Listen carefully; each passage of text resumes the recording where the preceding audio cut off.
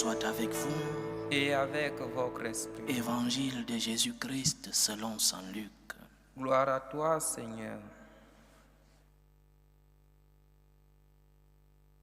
En ce temps-là, quelques Sadducéens, ceux qui soutiennent qu'il n'y a pas de résurrection, s'approchèrent de Jésus et l'interrogèrent. « Maître, Moïse nous a prescrit, si un homme a un frère qui meurt en laissant une épouse mais pas d'enfant, il doit épouser la veuve pour susciter une descendance à son frère. Or, il y avait 7 frères. Le premier se maria et mourut sans enfant. De même le deuxième, puis le troisième épousèrent la veuve, et ainsi tous les 7. Ils moururent sans laisser d'enfant. Finalement, la femme mourut aussi.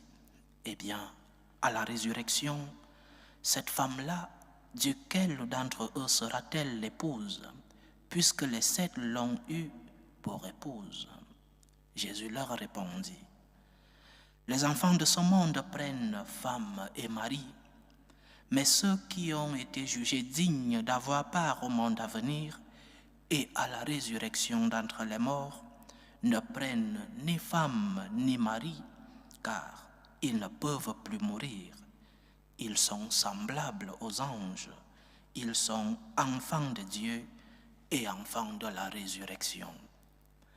Que les morts ressuscitent, Moïse lui-même le fait comprendre dans le récit du buisson ardent quand il appelle le Seigneur le Dieu d'Abraham, le Dieu d'Isaac, le Dieu de Jacob.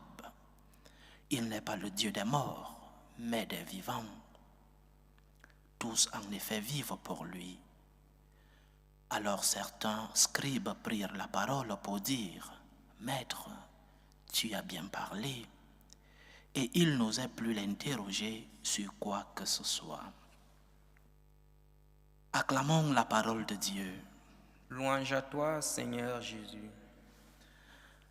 Avec ce curieux exemple que prennent les Sadducéens pour tendre un piège à notre Seigneur, Jésus profite pour nous donner un des enseignements essentiels de notre foi, une des vérités essentielles de la foi que nous professons, la vérité sur la résurrection et donc la vie éternelle. Dans le peuple juif, il y avait une certaine division sur le thème. Certains pensaient qu'il y avait résurrection des morts et donc qu'il y avait vie éternelle. C'est le cas des pharisiens. Les pharisiens sont les descendants des martyrs d'Israël, le livre des martyrs d'Israël que nous sommes en train de lire dans nos premières lectures ces derniers jours, ce qu'on appelle aussi les Maccabées. Alors les pharisiens sont descendants de ces Maccabées 100 ans avant notre Seigneur. Eux croyaient en la résurrection et à la vie éternelle. Nous voyons dans un des chapitres de ce livre comment la mère de ces enfants leur parle de la vie après la vie sur la terre.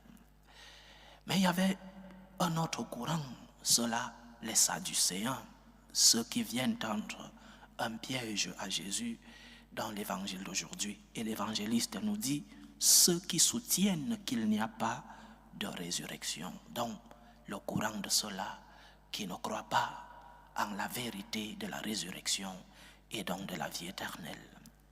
Mais Jésus vient confirmer que oui, la vie éternelle existe, que Dieu est le Dieu des vivants, que pour Dieu, le temps n'existe pas, tout est présent.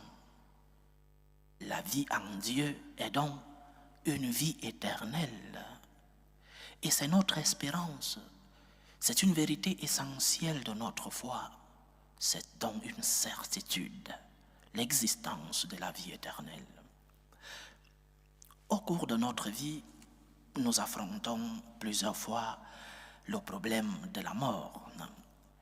Des êtres chers disparaissent certains déjà plus âgés, parce que la loi de la vie s'applique sur eux.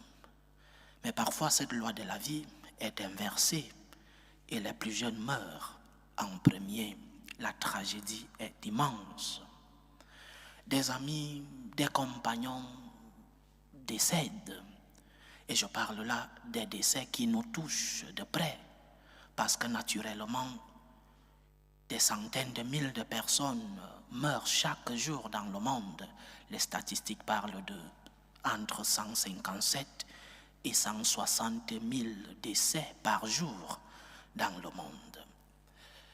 Alors, nous affrontons la réalité de la mort chaque jour de notre vie, qu'elle soit plus proche de nous ou lointaine, cette réalité.